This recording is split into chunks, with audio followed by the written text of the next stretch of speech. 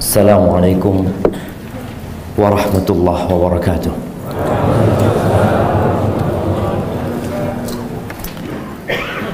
Alhamdulillah, thumma alhamdulillah, alladhi ahyana ba'dama amatana wa ilaihin nusyur. Segala puji bagi Allah Jalla Jalaluh yang telah menghidupkan kita setelah Dia mematikan kita, dan kelak kepadanya kita akan kembali. Kita bersyukur kepada Allah atas banyak nikmat yang Dia berikan, dan ada sebuah nikmat yang lebih baik dari dunia dan isinya, tapi banyak manusia meremehkan nikmat. Kata Nabi alaihi salatu wassalam, raq'atul fajri khairun minad dunya wa ma fiha. 2 rakaat fajar yang dikerjakan sebelum salat subuh itu lebih baik dari dunia dan isinya. Nih santri-santri nih,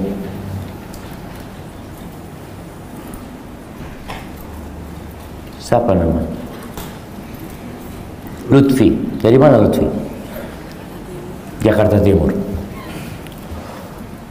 Lutfi, kalau dikasih 2 pilihan, dapat, suka handphone apa Lutfi? Belum, nggak? Kalau suka kepingin yang kayak apa?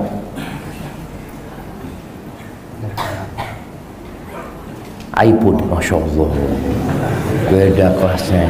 iPhone 14 apa 17? iPhone 13. Kalau dikasih 2 pilihan, dapat iPhone 13 baru tapi nggak dapat 2 rakaat sebelum subuh, pilih mana?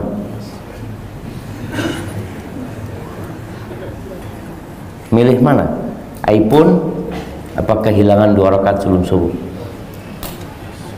Kehilangan 2 rakaat sebelum subuh. iPhone. Dapat iPhone. Dapat iPhone, kehilangan 2 rakaat sebelum subuh. Gimana? Jamaah, sebagian orang berpikir, saya dapat iPhone 2 rakaat sebelum subuh, besok nggak apa-apa, dikerjain. Padahal kita nggak tahu apakah kita masih akan hidup lagi. Wallahi 2 rakaat sebelum subuh, kata Nabi SAW, khairun minad dunya wa ma fiha. Bukan lebih baik dari iPhone, jemaah. Lebih baik daripada dunia dan isi. Kita masih menganggap dunia ini berharga. Ada harganya dunia ini, ada nilainya. Pernah Nabi alaihi salatu wassalam bertanya kepada seorang sahabat tentang makanan dia. Ma ta'amuka? Apa makananmu? Sahabat ini mengatakan, al-lahmu wal laban. Aku makan biasanya daging, minumnya susu. Ini makanan istimewa, jemaah. Ketika banyak para sahabat gak bisa makan kecuali kurma, ini sahabat makannya daging sama susu. Lalu Nabi SAW mengatakan kepada dia, thumma yasiru ila madha, thumma yasiru ila madha, kemudian jadi apa? Antum kalau makan di hotel ya, di restoran-restoran bintang 5, itu namanya makanan daging. Ada yang dipotong dengan gaya tersendiri, jemaah. Ada yang cara meletakkan garamnya penuh dengan artistik. Dikasih bunga, dikasih ini itu. Pertanyaannya, makanan yang indah dan enak itu kemudian jadi apa?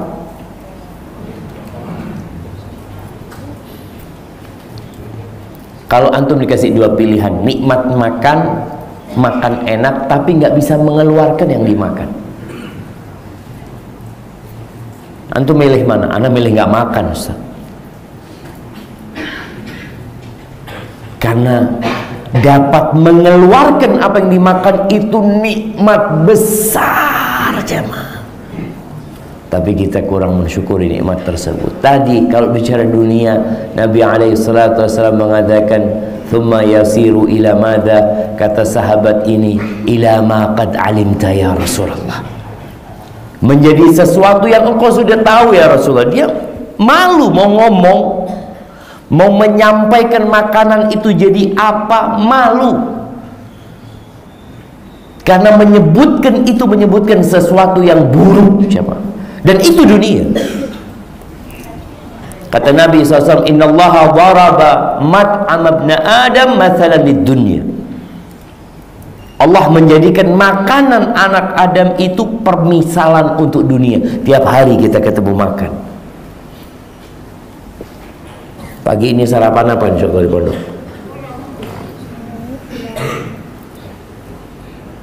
Hari apa? Hari Kamis. Dapat makan apa di pondok?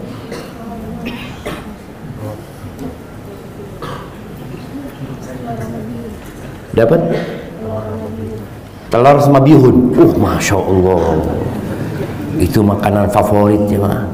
Daripada bihun doang nggak pakai telur.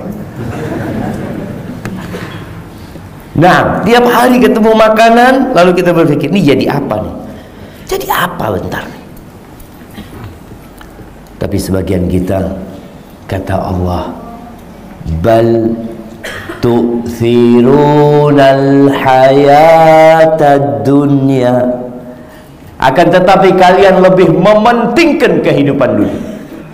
Wallahi jemaah, kadangkala itu terjadi sama kita. Wal akhiratu khairu wa abqa. Makanya kenapa setiap Jumat dia dianjurkan membaca itu surat Sabbihisma rabbikal a'la. Ketika sholat witir dianjurkan dibaca, terus diingatkan manusia ini supaya tidak tertipu. Maka kita bersyukur kepada Allah bisa sholat subuh yang kata Nabi SAW, man shallal ghadata fahuwa fi dhimmatillah. Barang siapa yang sholat subuh itu orang berada dalam jaminan Allah Azza wa Jalla.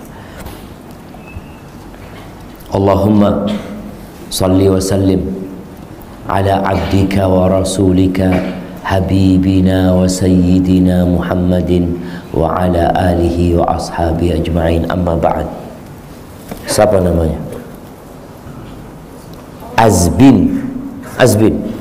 Azbin kemarin berapa kali sholawat buat Nabi SAW? Berapa kali bersolawat buat Nabi SAW? Kemarin hari Rebu. Hari Rebu itu 17 Agustus. Berapa kali bersolawat buat Nabi SAW? Kemarin libur. Masya Allah.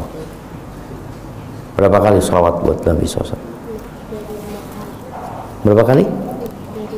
Lebih dari 5 kali. Masya Allah. Barakallahu fikum. Hari ini 50 kali insya Allah. Jemaah, perbanyak salawat buat Nabi SAW. Sebuah amalan yang kita mencontoh Allah Azza wa Jalla. Bayangin, kita itu ketika mengamalkan salat, kita itu sedang mencontoh Allah. Allah mengatakan, innallaha wa malaikatahu yusalluna 'alan nabi. Sesungguhnya Allah dan para malaikat, Allah Rabbul Alamin dan malaikat-malaikat Allah yusalluna 'alan nabi, bersalawat buat Nabi SAW. Lalu Allah mengatakan, ya ayyuhalladzina amanu sallu alaihi wa sallimu taslima. Ahibbati fillah, kita hendak berbicara tentang kiat-kiat sukses dunia dan akhirat. Anda melihat orang tua memasukkan anaknya ke pesantren supaya anaknya sukses dunia dan akhirat.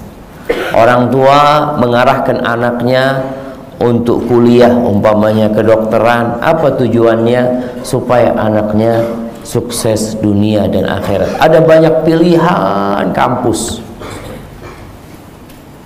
apalagi di kota-kota besar. Kenapa orang tuanya kok kepingin anaknya kuliah di UI? Iya, kepingin anak yang sukses dunia akhirat. Ada yang milih untuk kuliah di ITB, ada yang milih untuk kuliah di Amerika, di Belanda, di Australia, di Prancis sana. Tujuannya apa? Kepingin anaknya sukses dunia dan akhirat. Ada orang tua yang memasukkan anaknya ke kuliah untuk menjadi kuliah penerbangan, ya, dengan harapan anaknya jadi pilot, jadi orang sukses dunia dan akhirat. Dan ada anaknya yang ada orang tua yang memasukkan anaknya ke Medina, ke UIN, dengan harapan anaknya sukses dunia dan akhirat. Tapi sebenarnya apa sih sukses dunia dan akhirat? Apakah dengan menjadi orang yang kaya antum dikenal orang yang sukses? Sampai ada istilah crazy rich. Crazy rich itu orang kaya gila gitu, Jom. Hah? Betul? Betul nggak? Orang kaya gila. Apakah orang yang punya mobil mewah, dia umur 30 tahun udah punya Lamborghini, istri udah 3, rumah jangan ditanya, apartemen Masya Allah, apakah dia sukses? Belum tentu sukses. Bisa jadi dia gagal. Kemarin anak baca berita yang membuat anak kemudian merenungkan. Ada satu orang kaya di barat sana, terkenal. Dia punya follower kalau nggak salah 64 juta. Bayangin ya, gimana orang punya follower 64 juta. Kira-kira fulusnya seperti apa dia nyaman?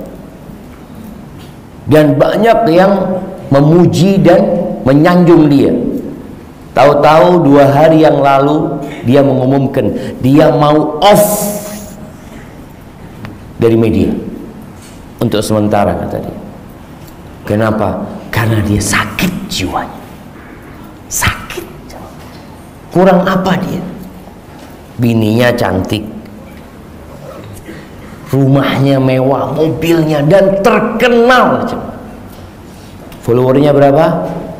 64 juta ya. 1/4 penduduk Indonesia. Dia mengatakan, aku untuk sementara minta maaf, aku punya penyakit mental. Kerja dia membuka Instagram dia, melihat komentar orang-orang, entah kenapa dia kemudian sakit jiwa. Nggak ada kesuksesan buat dia. Orang mengira dia sukses. Kalau bicara sukses, meraih apa yang dia inginkan, oke, di dunia dia dapat apa? Semua orang di dunia itu yang diinginkan satu, bahagia. Kepingin bahagia. Kalau bicara kaya, karena pikiran dia jadi orang kaya itu bahagia. Kalau dia kepingin jadi presiden, dia berpikir jadi presiden itu bahagia. Jadi gubernur, jadi bupati. Sampai ada orang yang pikiran, enggak, anak kalau jadi presiden kayaknya enggak mungkin. Anak mungkin jadi kepala desa aja. Berebut jadi kepala desa karena dia berpikir dia kalau sudah jadi kepala desa, dia sukses, bahagia. Ternyata enggak. WHO itu Badan Kesehatan PBB ya. Dia membuat pernyataan bahwa 1 miliar penduduk bumi ini sakit jiwa. Salah satu penyebabnya adalah teknologi yang ada. Adik-adik nih, anak-anak kalau pulang pegang handphone nggak? Kalau pulang nggak pegang handphone, ngelihat handphone. Kalau nggak dikasih handphonenya sama orang tua, dibatasin waktunya sama orang tua, apa yang terjadi? Sakit hatinya. Dia ngelihat orang tuanya seakan-akan orang yang zalim sama dia. Untuk melihat anak-anak kecil sekarang sudah bisa halo guys. Halo guys, apaan halo guys? Jadi dia ngomong sama handphonenya jemaah. Udah berbicara sama benda. Antum kalau ngelihat di pojokan sana ada santri yang ngomong sama pintu sana. Apa kata antum? Ya Allah, marid hada marid. Ya sakit. Sekarang banyak orang ngomong dengan alat itu. Dan ada satu anak aktor terkenal. Jangan ditanya sudah. Dia nih anak dipaksa sama orang tuanya untuk main film. Main film dia juga sudah. Mungkin ketika main film kelihatan dia bahagia ini itu, tapi ternyata hakikat mereka sampai mengatakan kepada orang tuanya ketika umur 15 tahun mereka minta hadiah dari orang tuanya. Apa hadiahnya? Minta supaya orang tua nggak ngurusin dia. Yang kedua, dia minta nama bapaknya dihapus dari nama dia. Dia nggak dapat bahagia, jemaah. Kata orang nih sukses.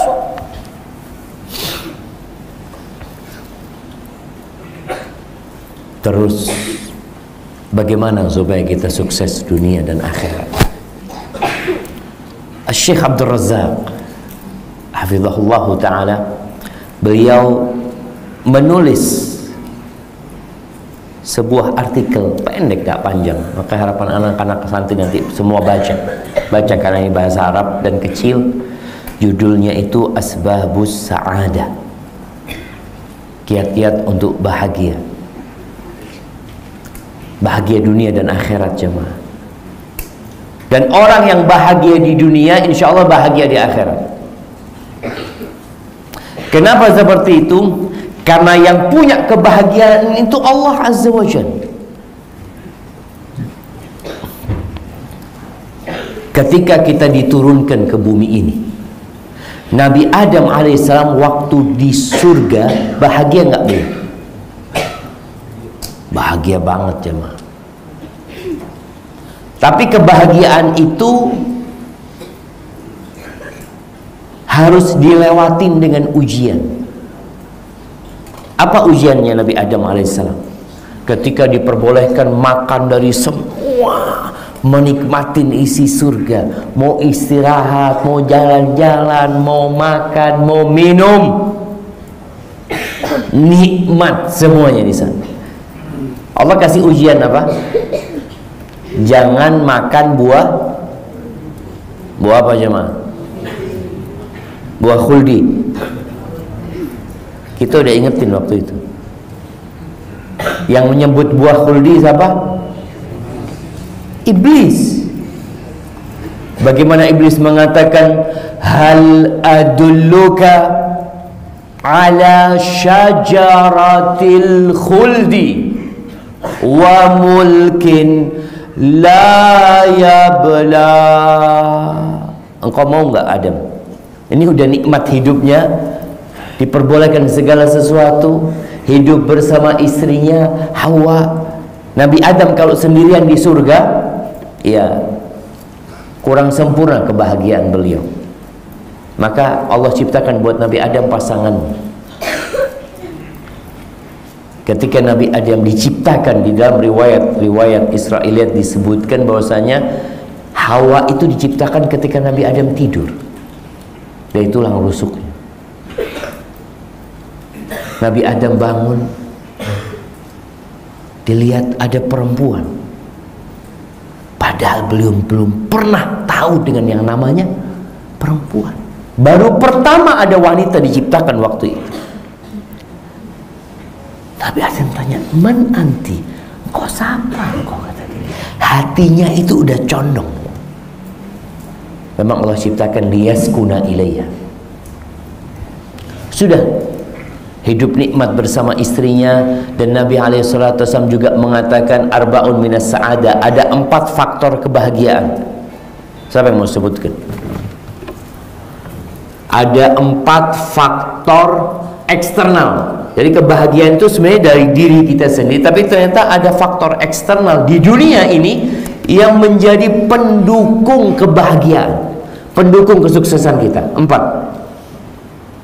Siapa yang mau sebutkan?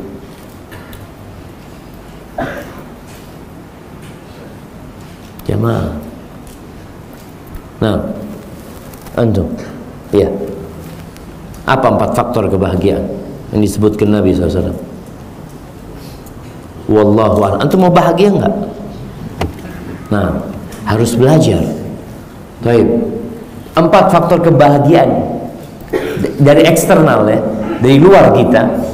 Kata Nabi SAW, yang pertama adalah al-mar'atu salihah, istri yang salihah, bukan yang cantik, tapi yang salihah. Karena biasanya kita itu cari istri yang cantik. Iya loh Ustaz, kita cari istri yang cantik, yang salihah. Nah, yang kedua al-baitul wasi', kata Nabi SAW, rumah yang luas. Makanya konsep rumah di masa kini ini konsep rumah yang membuat orang nggak bahagia sebenarnya. Mereka bikin rumah minimalis. Padahal di antara pendukung kebahagiaan yang luas, nggak harus bagus, enggak, tapi luas. Orang kadang-kala sekarang rumahnya apartemen sempit. Kalau mertuanya datang, orang tuanya datang, akhirnya tidurnya duduk selonjoran. Karena minimalis. Kamar mandinya minimalis. Kata Nabi SAW, al-baitul wasi', ingat, bukan yang mewah, bukan yang bagus, tapi yang luas rumah itu. Makanya orang-orang di kampung itu sepertinya mereka lebih bahagia kalau dilihat dari sisi rumah mereka daripada orang-orang di kota. Rumah mereka luas-luas. Orang kampung itu keluar dari rumahnya, apa yang dia lihat? Halaman. Di kanan rumahnya halaman, di kiri rumahnya halaman, di belakang rumahnya halaman, luas. Apalagi kalau belakang rumahnya dia buka pintu belakang rumahnya, yang dia lihat sawah nyambung sama gunung. Walaupun bukan dia yang punya, tapi dilihat Allah. Wah, luas hati dia jemaah. Sekarang orang kalau hidup di kota besar, dia buka belakang rumahnya, yang dia lihat tembok. Allahu Akbar. Kemudian dia lihat ke atas, rumahnya orang sudah di atas. Al-baitul wasi', rumah yang luas. Ingat, nggak harus mahal, nggak harus mewah, tapi rumah yang luas. Yang ketiga, al-jarus saleh, tetangga yang soleh. Karena apa guna antum punya rumah yang luas, istri yang cantik, tetangganya pencuri, tetangganya orang yang gak bener, istri antum digodain sama dia. Ayam antum kalau keluar gak pernah balik ke rumah. Wallahi sahih ya ma. Jadi apa gunanya? Gak ada gunanya. Antum pun gak akan bahagia. Maka perlu cari tetangga yang baik. Kenapa laris perumahan-perumahan? Karena dalam bayangan mereka kalau hidup di perumahan itu insya Allah tetangganya baik-baik tuh. Yang keempat, al-markabul hani, kendaraan yang nyaman, bukan kendaraan yang mahal, yang modelnya macam-macam, yang nyaman, yang kalau dinaikin sama antum insya Allah nggak takut mogok di tengah jalan, yang kalau parkir nggak takut berat. Antum lihat ada orang-orang punya motor bagus, punya mobil bagus. Itu kalau beret jamaah, sebenarnya yang baret itu bukan motornya, tapi hatinya. Dia ngelihat ada baret di mobilnya. Ya Allah, siapa yang melakukan ini? Ya ada yang berbuat itu. Maka nanti kita akan bicarakan bagaimana supaya baret di mobil kita tetap membuat kita bahagia. Bagaimana antum keluar dari masjid, sandalnya hilang, tetap antum bahagia. Siapa yang pernah keluar masjid sandalnya hilang? Masya Allah, Masya Allah. Siapa namanya? Ya, Yasir. Perasaannya gimana ketika sandal itu hilang? Sedih? Marah-marah? Enggak. Karena kok bisa hilang? Kenapa? Pernah buat hilang sandalnya kawannya? Yasir? Enggak, tapi sandalnya pernah hilang. Masya Allah. Bagaimana ketika sandal hilang? Sandal hilang berapa sih jamaah? Tapi gimana orang keluar motornya hilang? Ada satu kawan bangun tidur di rumahnya, mau berangkat ke masjid, mobilnya hilang. Kemana mobilnya? Nah, jamaah, ini cuma faktor eksternal yang membuat kita bahagia. Artinya kalaupun hilang, tetap ada sesuatu yang membuat kita sukses yang ada di diri kita. Maka kembali kepada cerita Nabi Adam alaihissalam, bagaimana ketika di sana boleh menikmati segala sesuatu kecuali satu pohon. Yang kata iblis menyebutnya pohon khuldi, padahal pohon biasa itu jamaah. Tapi karena kita hidup, kita perlu diuji supaya tahu mana yang sukses dan mana yang tidak sukses. Ini anak-anak di pesantren kalau nggak ada ujian, ya nggak akan ketahuan. Maka akhirnya perlu diuji. Lama iblis itu godain Nabi Adam, entah berapa lama, sampai akhirnya Nabi Adam mendekati pohon itu. Kata iblis, Adam, kau mau nggak aku kasih tahu pohon khuldi, pohon keabadian, pohon kekekalan, dan aku kasih tahu kerajaan yang tidak ada habisnya. Karena orang itu takut jemaah.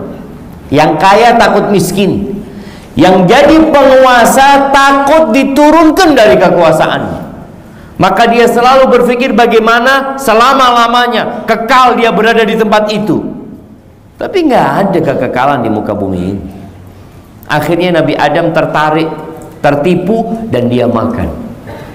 Ketika dia makan buah tersebut, pertama yang terjadi, pakaiannya lepas, telanjang.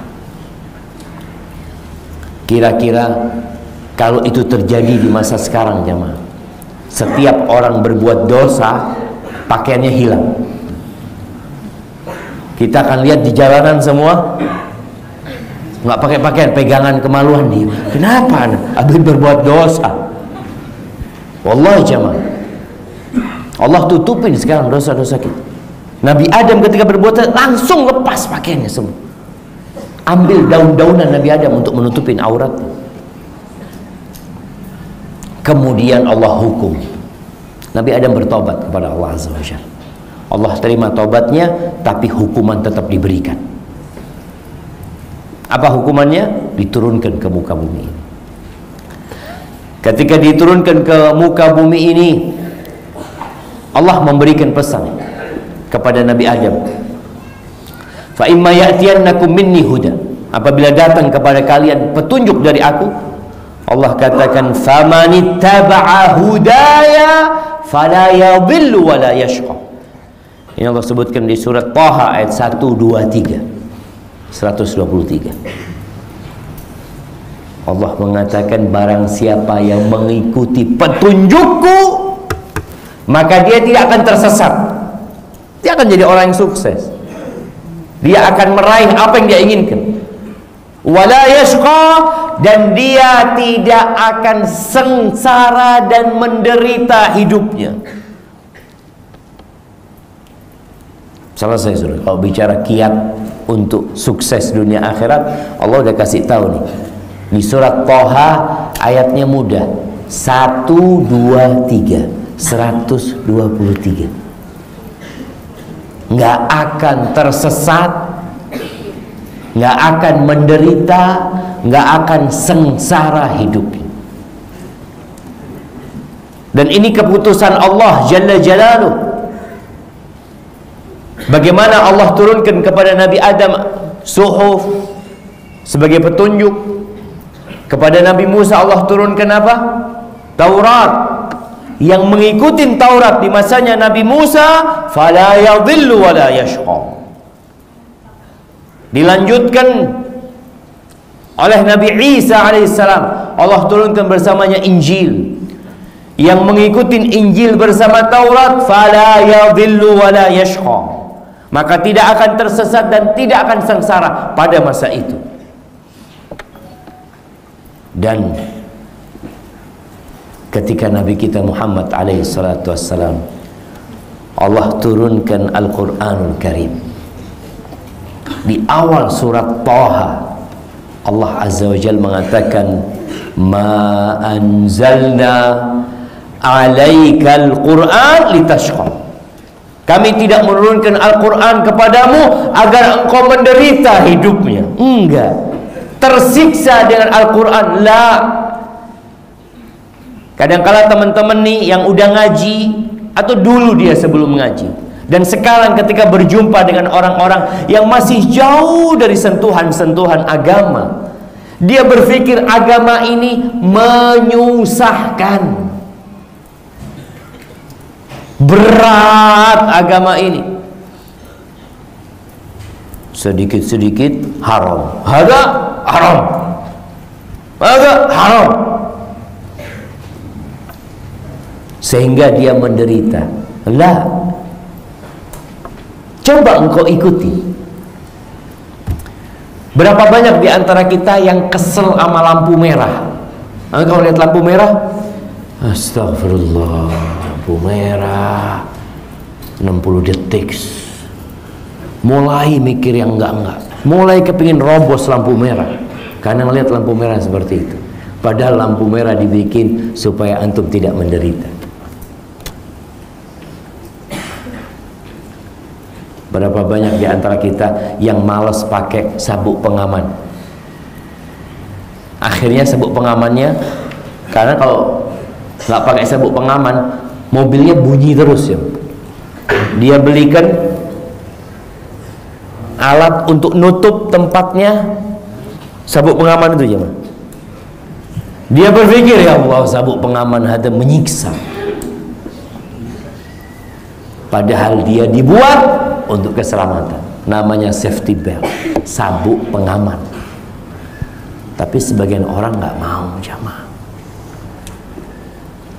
Allah mengatakan, ma anzalna alaikal Quran litashqa. Kami tidak menurunkan Al-Quran agar engkau sengsara hidupnya, tapi agar engkau sukses, bahagia dunia dan akhirat.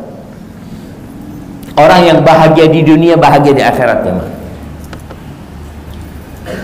Supaya kita tahu apa kiat kebahagiaan itu. Ya, ini Quran Allah sudah turunkan, dan Allah jelaskan di dalam Al-Quranul Karim tentang siapa pemilik kebahagiaan.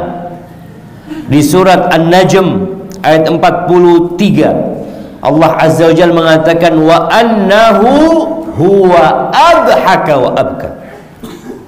Dan dialah Allah yang membuat orang tertawa dan membuat orang menangis.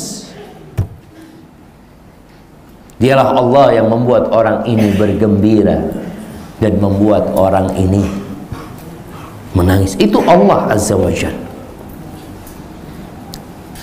Qarun. Siapa yang pernah ketemu Qarun? Ada yang pernah ketemu Qarun?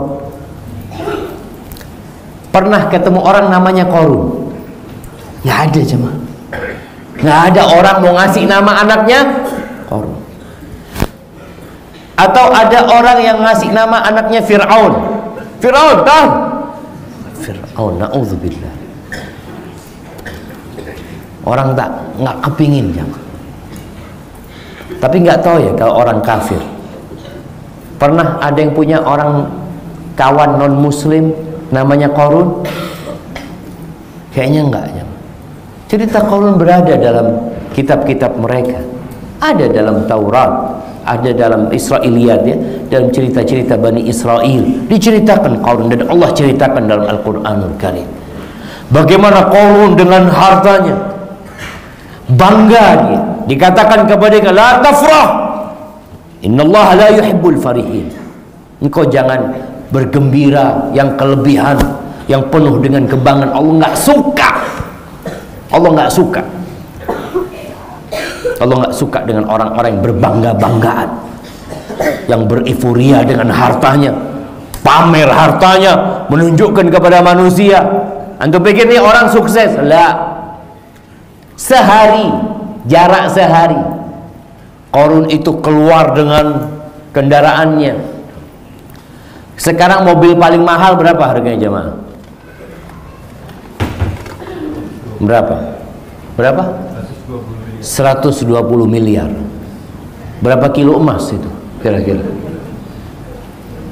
Iya, emas itu 1 kilo, kalau 1 juta 1 M jemaah. Iya, berarti kalau 120 1 kintal, 1 kintal 20 lah. Betul? Betul nggak? Kita ini nggak bisa ngitung sekarang gara-gara 120 miliar. Kalau harga emas 1 kilo 1 miliar, berarti ya 120 kilo jemaah. Mana masih pakai miliar? Kilo emas. Karena kita lihat zamannya Qarun ini belum ada miliar-miliar itu jemaah. Yang ada emas. Dia punya kereta kuda dari emas, pelananya dari emas. Orang kalau ngelihat jemaah, Qarun dengan kereta kudanya yang semuanya emas. Kudanya berapa ekor, keretanya dari emas, penjaga-penjaga bodyguardnya 300 dayang-dayangnya. Mana ngelihat Qarun ini punya dayang-dayang 300, dan dia tunjukkan kepada orang-orang, dikasih nasihat sama orang-orang, wa ahsin kama ahsanallahu ilaihi, engkau berbuat baiklah sebagaimana Allah berbuat baik kepadamu, wa la tabghil fasad fil ard, jangan buat kerusakan di muka bumi. Apa kata Qarun? Dia mengatakan innama, ini kita lihat Qarun ini sakit jiwa, sakit. Jadi kalau bicara sakit jiwa itu nggak harus gila jemaah, enggak. Orang kena penyakit jiwa, mentalnya sakit itu jangan dipikir dia itu nggak bisa diajak ngomong. Dia bisa diajak ngomong, tapi ketika dia berbicara kelihatan orang ini sakit jiwa. Apa kata Qarun? Innama utituhu ala ilmin indi, aku ini bisa seperti ini karena ilmu yang diberikan kepada aku, karena usahaku, karena kecerdasanku, karena upayaku, karena perjuanganku. Sakitnya orang dikasih tahu benar-benar, malah dia membanggakan dirinya, ini adalah hasil karyaku, perjuanganku, ilmuku. Apa yang terjadi? Fakhasafna bihi wa bidaril ard. Allah benamkan Qarun bersama rumahnya, bersama semua hartanya. Entah berapa ton emasnya Qarun. Kalau sekarang orang kaya sekarang itu kaya-kayaan. Kenapa? Dia kaya raya dengan angka, nomor. Jadi cuma rekening doang. Duitnya mana? Ya ada lah. Di mana? Wallahu a'lam. Ada di bank sini, di bank sana, di bank. Kalau dulu benar Qarun itu, semua hartanya ada di rumah dia cuma. Kaya beneran, bukan kaya-kayaan. Sekarang ada orang terkaya punya duit, kekayaannya katanya 3.000 triliun, 4.000 triliun atau 5.000 triliun. Di mana engkau punya uang? Ada di bank Swiss sekian. Cuma angka doang. Qarun lah. Antum melihat di rumahnya memang semua isinya emas, harta dia. Itu Allah benamkan dia. supaya kita tahu yang membuat kita bisa tertawa dan yang membuat kita bisa menangis itu Allah Azza wa Jalla. Jadi kalau ingin bahagia, bagaimana kita menata hati untuk beriman kepada Allah Azza wa Jalla. Semuanya milik Allah Azza wa Jalla. Qulillahumma malikal mulk. Katakan, ya Allah, pemilik segala pemilikan, pemilik segala kerajaan. Ada berapa raja? Ada berapa orang kaya? Semua orang kaya, semuanya milik Allah Azza wa Jalla. Allah yang menguasai mereka. Dan mereka tahu siapa. Orang-orang kaya ini tahu dia bakal mati. Orang-orang yang berkuasa tahu dia akan turun dari kekuasaannya. Cuma mereka kadang-kala lupa, seperti yang terjadi dengan Nabi Adam alaihissalam ketika berada di surga ditipu sama iblis. Qulillahumma malikal mulk tu'til mulka man tasha. Engkau memberikan kekuasaan, kerajaan kepada siapa yang kau kehendaki, ya Allah. Wa tanzi'ul mulk mimman tasha.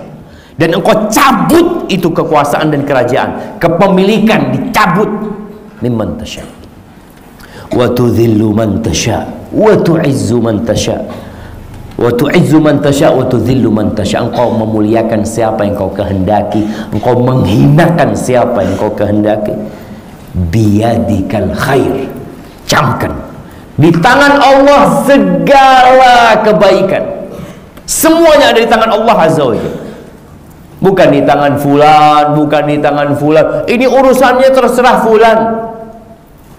Tangan Allah Azza wa Jalla. Innaka ala kulli syai'in qadir. Allah itu maha kuasa atas segala sesuatu.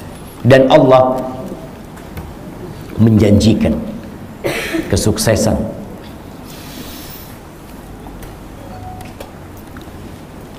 buat siapa? Kata Allah di surat An-Nahl ayat 97, man amila salihan min dzakarin aw untha wa huwa mu'min falanuhyiyannahu hayatan thayyibah. Kata Allah Azza wa Jalla, barang siapa yang beramal soleh,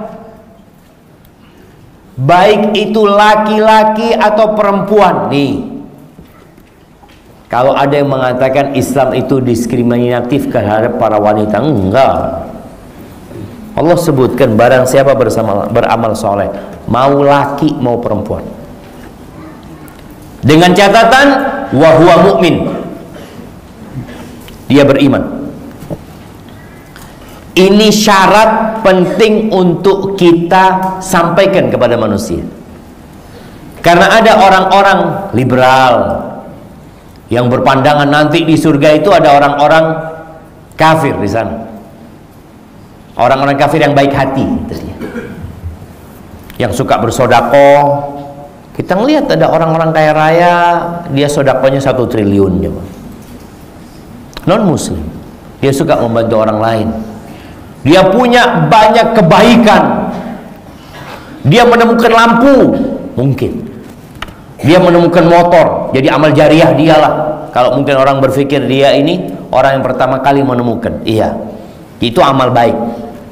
Kita nggak pungkirin dia berbuat baik. Tapi syaratnya wa huwa mu'min. Syaratnya dia harus beriman kepada Allah dan hari akhir, kepada rukun iman. Oleh karena itu Aisyah radhiyallahu taala anha pernah bertanya tentang Ibn Jud'an, orang yang baik hati di Mekah jamaah, banyak sekali kebaikan dia. Bahkan dia kalau ada tamu bukan hanya potong seekor kambing, onta dipotong sama dia. Di antara kebaikan dia, royalnya dia jamaah, dia bukan hanya ngasih makan jemaah haji, dia kasih makan binatang buas jamaah. Dia bawa beberapa ekor onta ke padang pasir sana, dia potong, dibiarkan dimakan oleh singa, dibiarkan dimakan oleh burung-burung, serigala apa, dikasih sama dia. Ini orang ditanya, apakah bermanfaat buat dia apa yang dia kerjakan di dunia ini? Enggak, kata Nabi SAW. Karena dia bukan orang yang beriman. Dia nggak pernah mengatakan, ya Allah ampuni aku di hari dibangkitkannya manusia. Maka Allah sebutkan, man amila salihan min dzakarin aw untha wa huwa mu'min. Ini syarat utama. Kalau semua persyaratan dia kerjakan tapi syarat utama, syarat wajib tidak dia kerjakan, ya nggak akan bisa diterima. Antum pernah daftar sesuatu, mengikuti sesuatu, suruh isi jangan. Ada yang wajib diisi, ada yang nggak wajib diisi. Ketika yang nggak wajib diisi antum isi semuanya, tapi yang wajib tidak antum isi, diterima nggak antum jamaah? Nggak bisa. Harus diisi. Iman itu harus diisi. Apa yang akan terjadi? Apa yang Allah janjikan kepada orang yang amila salihan dan dia beriman kepada Allah Azza wa Jalla dan hari akhir dengan rukun iman, falanuhyiyannahu hayatan thayyibah. Kata Allah, kami benar-benar akan memberikan penghidupan kepada dia, kehidupan yang baik. Sukses antum sudah. Siapa yang kasih? Allah Azza wa Jalla. Siapa yang janji? Allah Rabbul Alamin. Dan Allah tidak pernah ingkar janji. Yakin antum sama Allah. Kemudian walanajziyannahum ajrahum bi ahsani ma kanu ya'malun. Dan kami akan berikan balasan. Kan mereka beramal. Allah janji akan kasih kebahagiaan kepada dia, kesuksesan sama dia dalam kehidupan dunia, kehidupan di alam barzah, kehidupan di akhirat nanti. Dan bicara amalan yang dia kerjakan, kami akan berikan balasan dengan yang lebih baik daripada yang mereka kerjakan. Allah jemaah, Allah itu maha baik sama kita. Kita sodakoh 1 motor, ditulisnya berapa? 700 motor. Bagaimana cerita seorang sahabat yang membawa seekor onta? Dia mengatakan, onta ini udah lengkap sama panahnya, udah siap untuk perang jemaah. Kata sahabat ini, ya Rasulullah, hadhihi fi sabilillah. Ini diberikan di jalan Allah Azza wa Jalla. Ini bicara Allah akan kasih balasan dari yang lebih baik. Kata Nabi SAW, laka biha yaumal qiyamah 700 naqah kulluha makhtuma. Engkau akan mendapatkan ganti dengan 1 onta yang kau berikan ini, 700 ekor onta pada hari kiamat, semuanya pakai pelang. Allah maha baik jemaah, tapi syaratnya beriman dan beramal saleh. Ahibati fillah, Syekhul Islam rahimahullahu ta'ala, beliau menyebutkan kiat kesuksesan yang harus. Kata beliau, al-iman billah wa rasulihi huwa jima'us sa'adati wa asluha. Beriman kepada Allah dan Rasulnya itu poros kebahagiaan dan pokok akar kebahagiaan. Beriman kepada Allah dan Rasul. Para sahabat Nabi disiksa. Bilal bin Rabah disiksa, Khabbab bin Arad disiksa. Hidupnya mungkin penuh penderitaan. Orang-orang musyrikin tertawa ketika melihat mereka hidup menderita, padahal mereka punya kebahagiaan. Di mana letaknya? Di hati. Dan inilah jamaah, keadilan dan keagungan Allah Azza wa Jalla. Allah tidak menjadikan kebahagiaan itu di harta. Kalau kebahagiaan itu di harta, kesuksesan itu di banyaknya harta, berarti banyak sahabat yang nggak bahagia, dan banyak manusia nggak bahagia, nggak sukses berarti hidup kita.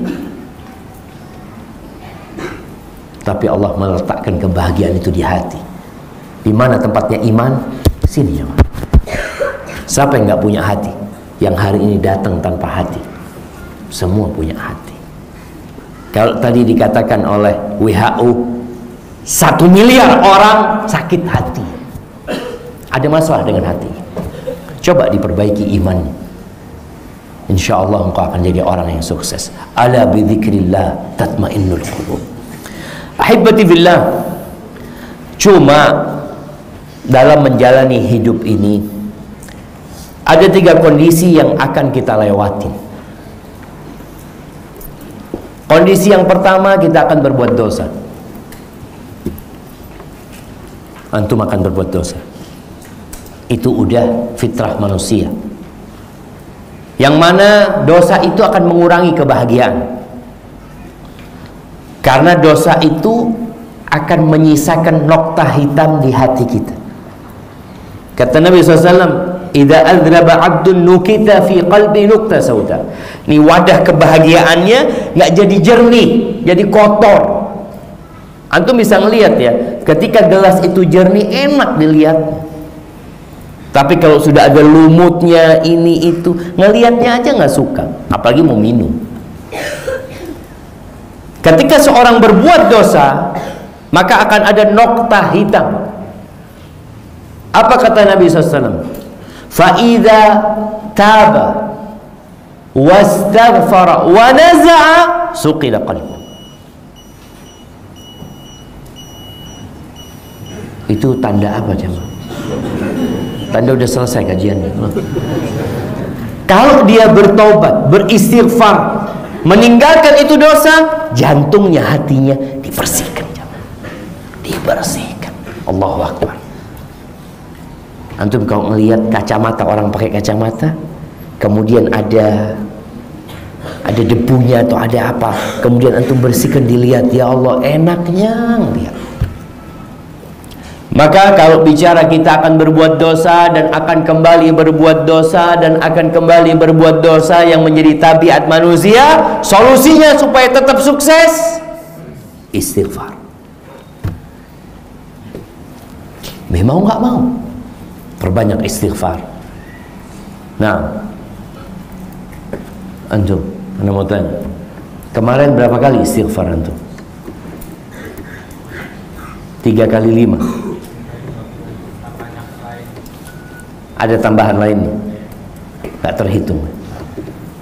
Kita nggak terhitung. Nabi SAW ngitung ya, Nabi ngitung. Beliau mengatakan, ayuhan nas, tubu ilallah wastaghfiruh. Wahai umat manusia. Siapa umat manusia itu jemaah? Ada Abu Bakar, ada Umar, ada Utsman, ada Ali, ada Abdurrahman bin Auf, ada 10 sahabat yang dijamin masuk surga. Beliau mengatakan kepada mereka, ayyuhan nas tubu ilallah wastaghfiruh. Bertobatlah kalian dan beristighfarlah. Fa inni atubu ilallah wa astaghfiru fil yawm akthar min 70 marrah. Aku bertobat, beristighfar, mohon sama Allah tiap hari itu lebih daripada 70 kali. Sekali duduk, kadang-kala beliau 100 kali jamaah istighfar. Jadi kalau kepingin sukses hidupnya, perbanyak istighfar. Karena kita tahu dosa itu nempel sama kita terus. Hanya saja tadi, kalau kita berbuat dosa, nggak seperti cerita Nabi Adam. Lepas baju kita, enggak. Maka beristighfar. Ibnu Qayyim Azza wa Jalla, Ibnu Qayyim rahimahullahu ta'ala, beliau menyebutkan hal itu 3 kondisi. Jadi yang pertama, ketika engkau berbuat dosa, bertobat, beristighfar. Habis sholat aja kita ngomong apa jemaah? Astaghfirullah, astaghfirullah. Dan kalau bicara faedahnya istighfar, banyak sekali. Istighfar, bertobat kepada Allah itu membukakan pintu rizki. Apa kata Nabi Nuh kepada kaumnya? Faqultu astaghfiru rabbakum innahu kana ghaffara yursilis samaa 'alaikum midrara wa yumdidkum bi amwal wa banin wa yaj'al lakum jannatin wa yaj'al lakum anhar. Aku katakan kepada kaumku, beristighfarlah kalian, bertobatlah kepada Allah. Allah itu maha menerima taubat hamba, maha pengampun Allah Azza wa Jalla. Maka Allah akan kirimkan hujan yang bermanfaat buat kalian. Allah akan tambah buat kalian harta, anak-anak kalian. Dan Allah akan jadikan buat kalian taman-taman, kebun-kebun, sungai-sungai, dengan bertobat dan beristighfar. Jadi kalau kondisi internal kita baik, urusan eksternal itu nomor 2. Tapi Allah janji, Allah akan berikan kepada kita. Maka hendaklah kita bertobat kepada Allah. Dan syaratnya tobat itu apa aja syaratnya tobat? Udah pernah tobat belum? Siapa namanya? Nah, siapa namanya? Riri. Riri udah pernah tobat. Dedi. Denny udah pernah tobat. Sering? Enggak sering. Nabi katanya tiap hari suruh tobat. Kok enggak sering? Kata Nabi SAW tiap hari lebih dari 70 kali. Nabi SAW tiap hari bertobat lebih daripada 70 kali. Denny sebulan sekali tobat. Hah? Sejumat sekali? Atau tiap hari tobat? Tiap hari tobat nggak? Baik, syaratnya tobat apa jemaah?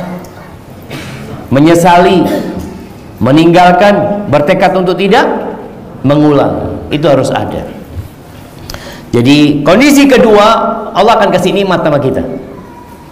Ada sebagian kita yang lupa dengan nikmat yang Allah berikan. Kalau kepingin sukses, antum syukuri nikmat yang Allah berikan. Wa in ta'uddu ni'matallah la tuhsuha. Kalau kalian hendak menghitung nikmat Allah, nggak bakalan bisa. Tapi kebanyakan kita menghitung nikmat itu fulus, harta. Padahal nih bisa duduk di bawah ini nikmat. Gimana kalau Allah jadikan kita punya penyakit wasir yang nggak bisa duduk? Kita kan nggak mensyukuri nikmat itu. Maka syukuri nikmat yang Allah berikan. Nabi SAW berpesan kepada Mu'adz bin Jabal untuk membaca doa di akhir salat, Allahumma a'inni ala dzikrika wa syukrika wa husni ibadatik. Kalau merasa Ustaz sebenarnya anak ini sedang kena musibah Ustaz, susah ekonomi, lihat kepada yang lebih susah hidupnya. Kalau kepingin sukses hidupnya, unzuru ila man huwa asfala minkum wala tanzuru ila man huwa fawqakum. Sedangkan orang-orang yang mementingkan kehidupan dunia, mereka itu nyuruh kita melihat kepada yang di atas kita. Maka kenapa selalu ditampakkan barang-barang mewah, mobil-mobil mewah? Memang orang ini supaya kepingin. Ketika dia berambisi, dia akan berusaha dan dia akan tersiksa. Kenapa? Ketika dia sudah punya mobil dengan harga 2 miliar, udah dia hatinya sudah kayaknya bahagia. Tahu-tahu di lampu merah ketemu sama yang harganya 7M. Dia lihat, astagfirullah.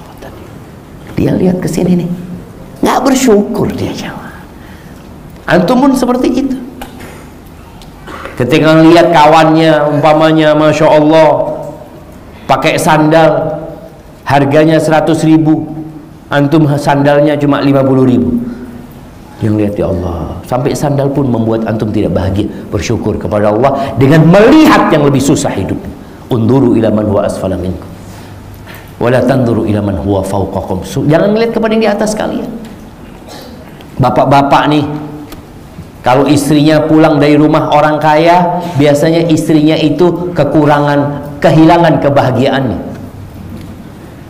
Dia datang ke rumah ngomong, bang, tadi aku ke rumah fulan, masya Allah, dia baru beli kursi pijat, harganya 48 juta. Iya, terus anak gaji cuma 5 juta sebulan ya. Kalau untuk beli kursi itu berapa bulan? Jamaah nggak usah makan. 10 bulan nggak usah makan gitu-gitu kan. Kita akan kehilangan nikmat ketika kepingin ini, kepingin itu. Lihat kepada yang di bawah kalian. Kalau masih belum terobatin, lihat kuburan. Berangkat ke kuburan nanti. Supaya tadi kita dapat kesuksesan dalam kehidupan ini. Dengan cara mensyukuri nikmat yang Allah berikan. Kemudian yang ketiga, kondisi ketiga, kita akan kena musibah. Nikmat dikasih, dosa dilakukan, dan musibah menanti kita. Allah sudah mengatakan wala nabluwannakum, udah pasti kita akan kasih ujian sama kalian. bisyai'in minal khawf wal ju' wa naqsin minal amwali wal anfusi wath thamarat wa basyiris sabirin. Jadi kalau bicara kena ujian, sabar. Tadi motornya hilang, anaknya sakit, istrinya meninggal dunia. Orang yang ditinggal mati istrinya musibah apa enggak? Musibah enggak? Tergantung. Antum lihat jangan kejadian di negeri kita yang memalukan sekali. Seorang yang membayar orang lain untuk membunuh istri. Mungkin anak-anak gak baca. Ini ada orang, dia bayar orang supaya istrinya dibunuh, karena dia mau kawin lagi dia. Akhirnya subhanallah istrinya berulang kali mau dibunuh, gak mati-mati istrinya. Akhirnya dia bunuh diri. Na'udzubillah. Ketika ketahuan dia melakukan usaha pembunuhan terhadap istrinya, akhirnya dia bunuh diri. Bagaimana iblis menyesatkan orang ini? Dibayangkan sama dia sesuatu yang indah yang berakhir dengan na'udzubillah. Orang yang mati bunuh diri diancam neraka Allah SWT. Maka tadi yang saya sampaikan, kenapa orang kalau istrinya mati musibah, belum tentu, boleh jadi dia memang menunggu istrinya mati. Kok belum mati-mati? Anehnya mau ganti istri nggak enak gitu ya. Masih hidup terus gitu kan. Nah, tapi Allah akan kasih musibah sama kita aja. Yang jelas, kalau engkau ingin bahagia, tadi bersyukur ketika mendapatkan nikmat dari Allah Azza wa Jalla, bersabar ketika mendapatkan musibah, dan beristighfar ketika berbuat dosa, bertobat. Kata Nabi SAW, ajaban li amril mu'min, inna amrahu kullahu lahu khair. Sungguh menakjubkan urusan orang yang beriman. Nih, kalau mau takjub kita, kalau kita kan kenal takjub dengan harta seseorang, seharusnya kita takjub dengan orang yang beriman. Orang beriman semua urusannya baik. Mau ada di atas, mau ada di bawah, mau sehat, mau sakit, mau kaya, mau miskin, mau dapat pekerjaan, mau di PHK, semua urusannya baik. Dan itu kata Nabi SAW, walaysa dzalika illa lil mu'min. Dan itu tidak dimiliki kecuali oleh orang yang beriman. Kenapa kita menafikan orang-orang tidak beriman nggak ada yang bahagia, nggak ada yang baik hidupnya, susah mereka, walaupun kelihatannya senang hidupnya. Ada beberapa faktor kebahagiaan yang dia miliki. Rumah luas dia punya, mungkin istri baik dia punya, kendaraan enak dia miliki, tetangga yang baik. Ada faktor eksternal untuk kebahagiaan dan kesuksesan dia, kita lihat. Tapi ada sesuatu di dalam hati yang kita nggak ngelihat, dan Nabi menjelaskan kepada kita, ajaban li amril mu'min, sungguh menakjubkan orang yang beriman, semua urusannya baik. Dan Nabi tegaskan, walaisa dzalika illa lil mu'min. Yang seperti ini tidak dimiliki kecuali oleh orang yang beriman. Dan iman itu bertingkat-tingkat. Bagaimana kondisi orang beriman ini? In asabathu sarra syakar. Kalau dia dapat nikmat, dia bersyukur sama Allah Azza wa Jalla, dan itu baik buat dia. Wa in asabathu dharra, dia ditimpa sesuatu yang merugikan dia, yang membahayakan dia, kena bencana petaka, dia bersabar, fakana khairan lah, dan itu akan jadi baik buat dia. Maka ahibati fillah, semoga kita bisa sukses dunia dan akhirat. Dan kalau bicara kenikmatan dunia ini sedikit, sedangkan akhirat itu lebih baik dan lebih abadi, itu yang seharusnya kita lebih kejar. Kalau antum cari akhirat, insya Allah dunia akan ikut antum. Tapi kalau antum cari dunia, kesuksesan dunia, maka akhirat akan meninggalkan antum. Hadza wallahu a'lam bishawab. Masya Allah jamaah, ana izin minum dulu.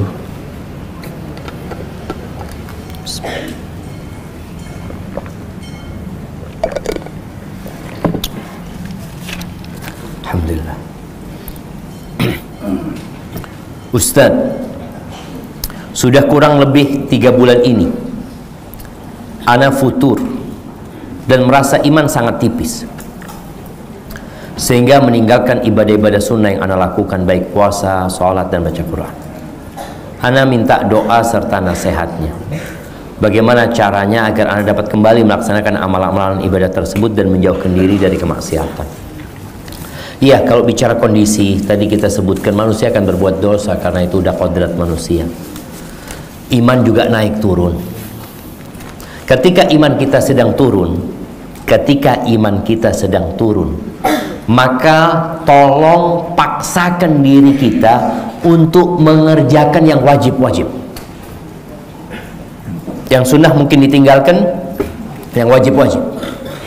Tapi kalau bisa, yang sunnah-sunnah tetap dikerjakan dengan jumlah yang lebih dikit. Umpamanya, ana biasa sholat malam Ustaz 7 rakaat, 9 rakaat, 11 rakaat. Ketika futur, antum tetap sholat walaupun cuma 1 rakaat. Tetap jangan. Yang biasa sholat duha 8 rakaat, ketika futur tetap sholat duha 2 rakaat walaupun hanya baca inna a'tainakal kautsar dan wal asr. Tetap dijaga. Kenapa?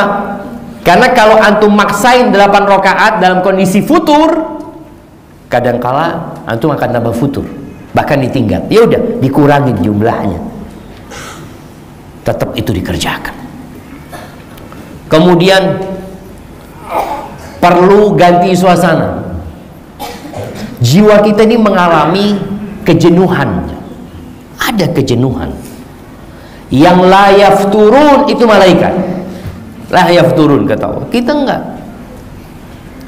Oleh karena itu usahakan ketika memang sedang futur, cari kegiatan untuk mengisi waktu dengan hal-hal yang positif.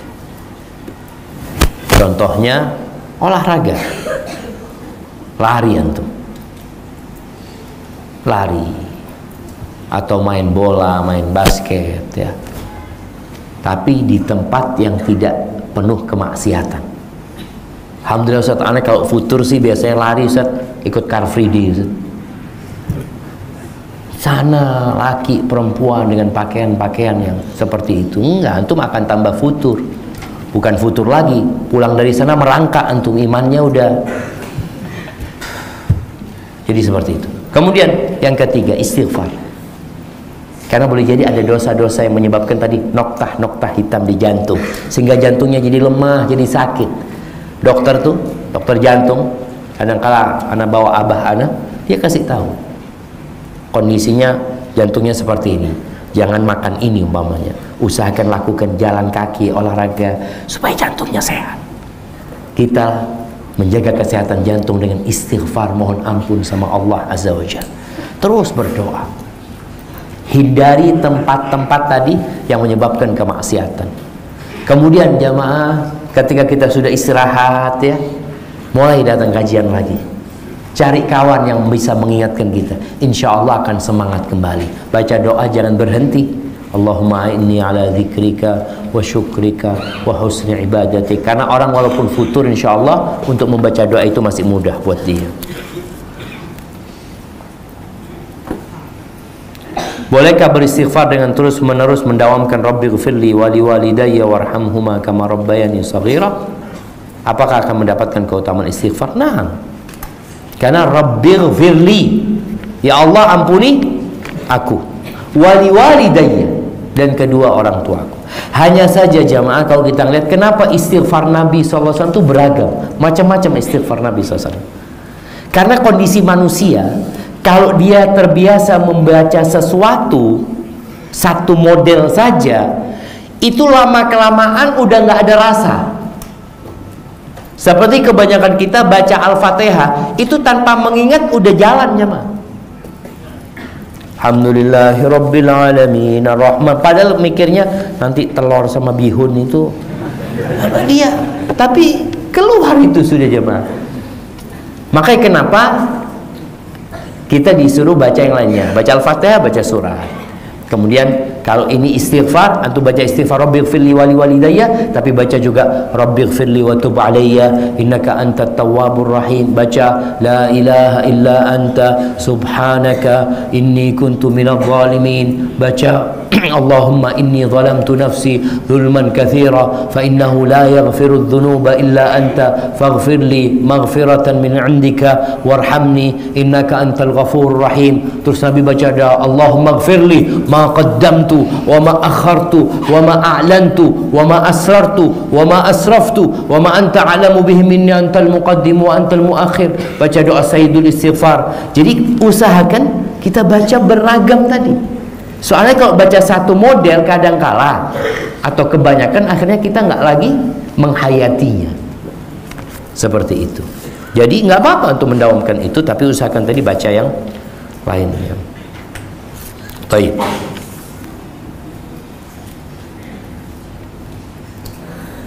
Ustaz, ana ingin tanya masalah jenggot. Potong jambang itu diperbolehkan apa tidak? Tolong penjelasan yang sedikit dalam, Ustaz. Sedikit dalam. Anak kira sedikit aja, ternyata sedikit dalam, banyak berarti, Ustaz. Nah, ahibati fillah, kita ini kadangkala menganggap jenggot ini risih. Mungkin adik-adik, anak-anak santri sekarang ini nggak merasakan yang dirasakan oleh yang tua-tua. Ketika anak pulang dari pesantren pakai jenggot, disidang aja, disidang. Kenapa pakai jenggot? Sampai ada yang mengatakan yang pakai jenggot itu orang tua. Akhirnya anak ngomong, ada satu paman yang mengatakan seperti itu. Anak tanyakan, paman, coba tunjukkan mana orang tua yang pakai jenggot. Pada dipotong jenggotnya mereka. Diam dia. Iya. Orang tua pada waktu itu dipotong jenggotnya. Jenggot ini syariat, tenang ngomong. Ini sunnah Nabi SAW. Nabi nyuruh. Agar dia mengatakan, loh, ente tahu abana itu ustad. Iya. Nggak pakai jenggot. Loh, emangnya dalil abahnya nggak pakai jenggot? Kadang-kala kita ketemu orang-orang ini cuma, ya sudah, anda diam aja. Tapi karena kita masih muda, kadang-kala masih berani debat-debat, tapi anak akhirnya sadar kalau anak salah. Jadi kalau bicara jenggot itu perintah, jangan. A'ful liha. Bukan suruh tembok suruh tumbuhkan jenggot. Nggak ada perintah tumbuhkan jenggot. Kalau suruh tumbuhkan jenggot, kita harus nanam jenggot, cuma. Gimana nggak tumbuh janggutnya? Ditanam janggutnya? Enggak. Biarkan, kata Nabi SAW. A'ful liha. Itu sudah dibiarin. Jadi ketika kita menyelisihi perintah Nabi SAW, yang ada kita akan kehilangan sebagian kebahagiaan. Pernah waktu itu kita ngobrol sama teman di Jami'ah di Medina. Ada teman-teman yang masih potong jenggot. Ribut dia macam-macam. Emangnya kalau ana potong jenggot ana masuk neraka? Nggak masuk surga? Masya Allah jemaah. Ini ada orang-orang yang ekstrim, belajar tapi semakin semakin keras hatinya. Ana sampaikan kepada dia, Nabi SAW berpesan, kullu ummati yadkhulul jannah. Semua umatku, kata Nabi, masuk surga. Semuanya. Artinya engkau pun masuk surga. Iya, cuma Nabi mengatakan illa man aba, kecuali nggak mau masuk surga. Para sahabat bertanya, ya Rasulullah, wa man ya'ba, siapa orang yang nggak mau masuk surga? Kata Nabi alaihi salatu wasallam, man ata'ani dakhalal jannah. Yang taat sama aku masuk surga. Wa man asani faqad aba. Yang durhaka sama aku berarti dia enggan masuk surga. Jadi bicara jenggot ini, ya udah perintah Nabi SAW, kerjain. Emangnya berat? Antum pakai jenggot, ya Allah, Ustaz jenggotnya kayak gitu nggak berat kok jalan, Ustaz ya. Harus nunduk gitu cuma. Berapa kilo? Enggak jemaah, tapi berat kadangkala. Ya, yang namanya anak-anak muda, dia kepingin gaya ya. Dia masih ngelihat orang-orang kok kayaknya keren banget ini itu. Aful liha, biarkan jenggot supaya engkau bahagia hidupnya. Dan jenggot ini zinatur rijal. Perhiasannya perempuan itu pakai anting ya, perempuan pakai kalung, pakai gelang. Tuh perempuan kayak gitu tuh. Walaupun sekarang kadang-kadang kita ngelihat laki-laki udah mulai pakai gelang ya, ada 7 gelangnya. Ada laki-laki yang hidungnya dikasih anting ya, pernah ngelihat? Dulu kita ngelihat yang ditaruh di hidungnya itu sapi untuk melihat. Sekarang manusia ada pakai itu. Ya Ustaz, anak masa sapi aja yang boleh? Dia iri sama sapi. Kita mau ngomong apa ya? Sudah, kalau mau niru sapi ya. Nah, sedangkan laki-laki jamaah, kita lihat dulu yang pakai tato itu perempuan jamaah. Perempuan yang pakai tato. Karena tato itu perhiasan, tapi perhiasan yang terlarang. Makanya hadisnya yang ada apa? La'ana Rasulullah SAW al-washimat wal mustawshimah. Al-washimah, perempuan yang mentato dan yang minta ditato. Perempuan, karena perempuan tuh nggak pede jemaah. Dia ngelihat dirinya makanya alisnya ditato, ininya ditato, karena dia nggak pede. Tapi kalau laki-laki nggak pede kemudian dia pakai tato, berarti ya ada yang sakit, ada yang kurang sama dia. Dan Aisyah radhiyallahu taala anha, di antara sumpah dia itu, dia kalau bersumpah demi Allah yang menghiasi laki-laki dengan liha, dengan jenggot, itu hiasan laki-laki. Maka kalau antum melihat perempuan pakai jenggot, kira-kira gimana antum? Antum ghaddul basar? Nggak ghaddul basar, ini gimana nih kayak gini nih? Karena memang itu jenggot hiasannya laki-laki. Gimana dengan yang tidak punya jenggot, Ustaz? Ya sabar, ada masalah antum nggak punya jenggot. Nggak uzur pakai apa? Pakai minyak ini itu supaya jenggotnya tumbuh. Nggak disuruh menumbuhkan jenggot, tapi disuruh membiarkan jenggot. Ada orang dikasih jenggot dipotong sama dia. Assalamualaikum Ustaz. Waalaikumsalam warahmatullahi wabarakatuh. Apa hukumnya jika kita tidak bertegur sapa dengan tetangga yang suka menfitnah kita? Nih, tadi kita sebutkan 4 faktor kebahagiaan. Salah satunya tetangga yang baik nih. Tetangganya suka menfitnah, dia nggak mau bertegur sapa. Rasul sallallahu alaihi wasallam membolehkan kita tidak bertegur sapa. Berapa hari? 3 hari. Ini dalam urusan dunia, urusan dia fitnah kita ini itu. Kata Nabi SAW, la yahjurul muslim akhahu fawqa thalath. Nggak boleh kita tidak bertegur sapa lebih dari 3 hari. Bagaimana Ustaz kita menghadapi tetangga yang suka fitnah? Ya kita berbuat baik sama dia. Berbuat baik, artinya kita ini sudah kadung punya tetangga nggak baik, suka menfitnah. Mau pindah rumah nggak punya fulus, mau tetap tinggal di sana menderita, punya tetangga seperti ini. Tugas kita memperbaiki tetangga kita. Bagaimana cara memperbaikinya? Kata Allah Azza wa Jalla, idfa billati hiya ahsan. Balaslah dengan kebaikan. Dia suka fitnah, antum kirimin kue, kirimin sarapan, ini tuh assalamualaikum kefal. Dia lagi punya kerjaan, kita bantuin dia. Lama-lama insya Allah dia baik. Karena ini harapan kita jemaah. Subhanallah, Allah itu mengatakan asallahu an yaj'ala bainakum wa bainal ladzina adaitu minhum mawaddah wallahu qadir. Allah bisa, orang yang kita musuhin tahu berubah jadi orang yang kita cintain, dia bisa Allah lakukan itu. Allah kasih hidayah sama dia. Mungkin dia jadi lebih baik dari kita. Mungkin dia masuk surga dulu daripada kita. Maka kita berbuat baik sama dia. Ada seorang yang digangguin sama tetangganya. Dia ini orang di kampung ya. Dia piara kambing. Tetangganya piara anjing. Dia piara kambing, tetangganya piara anjing. Akhirnya anjingnya itu sering godain anak-anaknya kambing jemaah. Stres kan anaknya kambing, jadi nggak mau makan ini itu, gara-gara digodain sama anjing itu. Datanglah dia ke Ustadz, ya apa Ustadz, ini anak punya tetangga kayak gini, apa yang harus anak lakukan? Anak sudah ngomong berulang kali sama dia, nggak digubris sama dia. Apa kata Ustadznya? Engkau kasih hadiah dia anak kambing yang lucu-lucu, kasih sama dia. Gitu Ustadz ya? Iya sudah.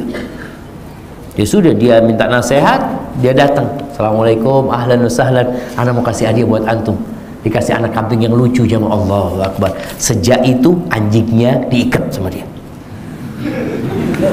Anjingnya dia diikat. Kenapa? Karena dia punya kambing juga. Dia punya kambing. Itu kan jemaah, kadang-kala kita kasih 1 kambing, 1000 kambing, selamat dari dia. Kita berusaha berbuat baik sama dia, insya Allah dengan cara itu mudah-mudahan dia kembali jadi baik. Dan terus doakan dia. Kalau ada seorang anak yang baru balik dan bapaknya sudah meninggal dunia, sehingga masyarakat menganggapnya anak yatim, akhirnya ketika ada acara santunan anak yatim, dia mendapatkan jatah. Apakah boleh dia menerima pemberian santunan itu, Ustaz? Jazakumullah khair. Iya. Jadi kalau dia tahu anak ini sudah balik dan tetap dikasih duit, yang salah yang ngasih duit atau yang nerima? Yang ngasih duit ini nggak paham mana anak yatim dan mana yang bukan anak yatim. Maka ketika dikasih, sampaikan, saya sudah bukan yatim. Tapi kalau mau kasih santunan nggak ada masalah, tapi tidak atas nama anak yatim karena dia sudah balik. Wa illa nih orang-orang tua semua yatim. Antum lihat yang umur 60 tahun, bapak yatim ya? Iya, bapak saya sudah mati. Yatim juga dia urusannya karena bapaknya mati gitu loh. Jadi kalau sudah, namun kalau mereka sudah tahu, sampaikan anak-anak sudah balik dan dia sudah bukan yatim lagi. Tapi kalau mau dikasih, fadl, nggak apa-apa, dia memang butuh. Jadi bukan atas nama yatim jamaah, bukan atas nama yatim.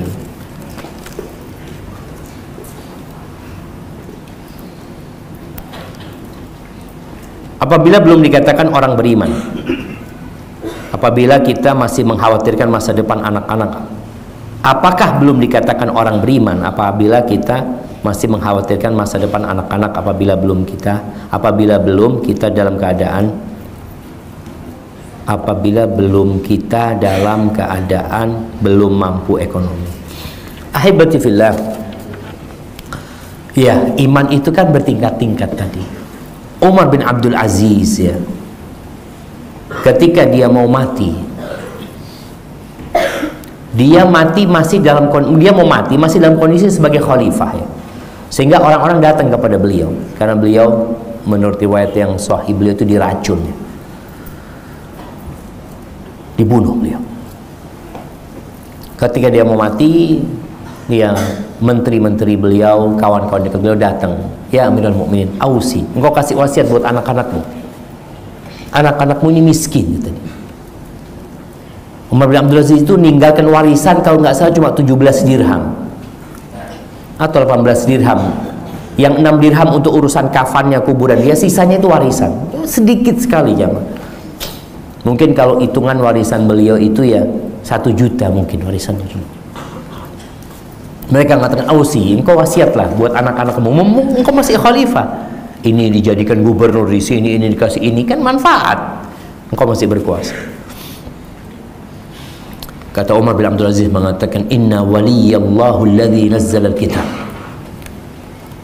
wa huwa yatawalla salihin. Beliau mengatakan, sesungguhnya pelindungku, kekasihku, penjagaku itu Allah yang menurunkan Alkitab, dan Allah akan melindungi orang-orang yang soleh. Allah akan melindungi orang-orang yang soleh. Ketika anak-anaknya soleh, harapannya Allah melindungi mereka. Akhirnya subhanallah jemaah, anaknya Umar bin Abdul Aziz itu jadi orang-orang kaya jemaah. Sekali sodakoh 70 ekor kuda yang ditinggal mati sedikit, karena memang Umar bin Abdul Aziz memberikan contoh pada waktu itu. Akan tetapi di sisi lainnya, Nabi SAW ketika membesuk Sa'ad bin Abi Waqqas dalam sakitnya yang parah. Jadi orang sakit parah itu nggak harus mati jemaah. Sa'ad bin Abi Waqqas ini waktu di Mekah sakit parah, dia punya anak perempuan 1 aja. Lalu Nabi datang membesuknya SAW. Saat mengatakan, ya Rasulullah, aku ini nggak punya ahli waris kecuali putriku sendirian. Boleh aku sedekah dengan semua hartaku? Jangan, kata Nabi SAW. Dia mau berwasiat dengan semua hartanya, jangan. Setengah, jangan. Kemudian dia mengatakan sepertiga, iya sepertiga boleh, dan sepertiga itu banyak.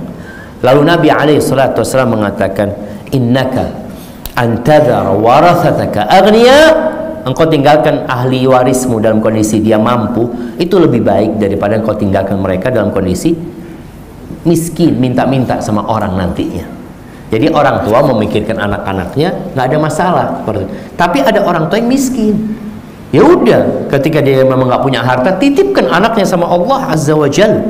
Yang kaya aja boleh jadi setahun warisannya habis.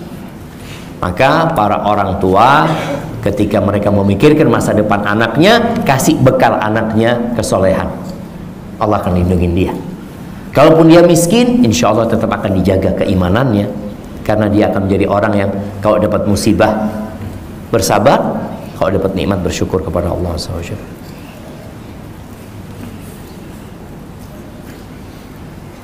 Kalau kita berbuat dosa tapi kita tidak tahu kalau itu dosa, apakah kita mendapatkan dosa atau tidak, atau kita tidak mendapatkan apa-apa, tergantung kondisinya.